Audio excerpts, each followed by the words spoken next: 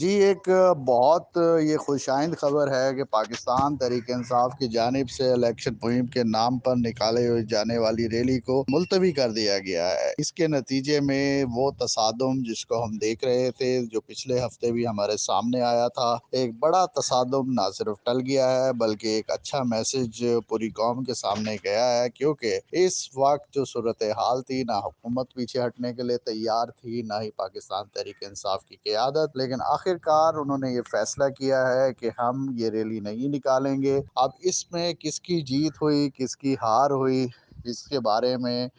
ہر ایک شخص کی اپنی رائے ہو سکتی ہے، لیکن یہاں پر ہم اس کا کریڈٹ پاکستان تحریک انصاف کو ضرور دیں گے۔ انہوں نے ایک سٹیپ پیچھے ہٹ کے اس وقت جو ملک کی موجودہ صورتحال ہے اور